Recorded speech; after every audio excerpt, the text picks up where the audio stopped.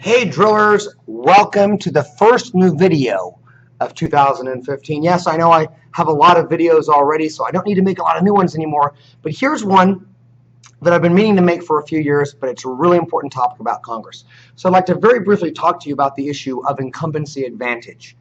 As we all know, Congress is supposed to be an institution that represents the interests of the United States of America and also deliberates over the common good of the nation itself. So the defining characteristic of a Congress, of a legislature, is bicameralism.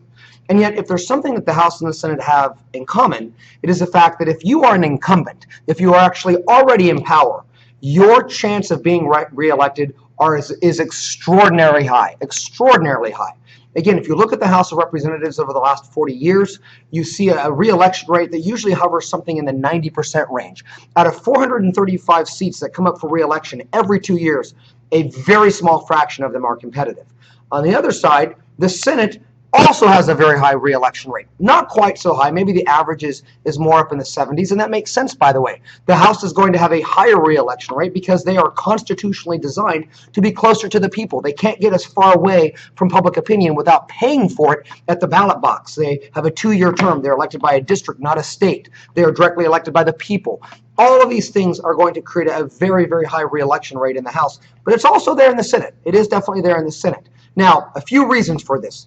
Number one, name recognition. Somebody who is already in office, we know who they are. We know John Boehner. We know Kevin McCarthy. We know Dianne Feinstein. We know Barbara Boxer. We know Gene Fuller. We know the people who are already there. That's a massive advantage. The second big advantage, of course, is gerrymandering. A lot of the officials who are already there have districts that are gerrymandered to cater to their political propensity, to their ideological orientation. You need to understand that, if you are in a Republican district or a Democratic district, it's very hard for the other side to actually have a chance to make the election competitive.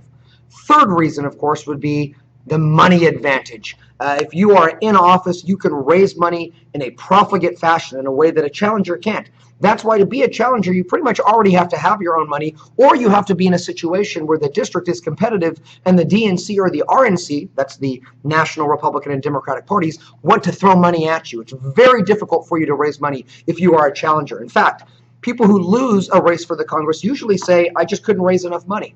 Finally, the last big one is the fact that people who are in office can do constituent favors. This is called casework. If you are already in the House, you can engage in pork barrel. You can bring projects home. You can write recommendations for people who want to go to the service academies. You can get questions for the Earl Warren Cup. Thank you, Kevin McCarthy. You can do all of these things for us if you are already in power. Not only that, a fifth reason, media visibility. You are out and about. You're giving speeches. You're being interviewed in local news. You're on the radio. You're on the TV. You take all of these things together, and it's very difficult for a challenger to ever win. That, my friends, is why you have a political class nowadays that really, many of them make a career out of politics. It's very different from what we had for the first 150 years of American history, where a lot of people would go to the House or the Senate for 1 or 2 terms, then they would go back to their life. Nowadays, most people who are in the House and in the Senate make their careers through politics. Hope that was helpful. See you next time.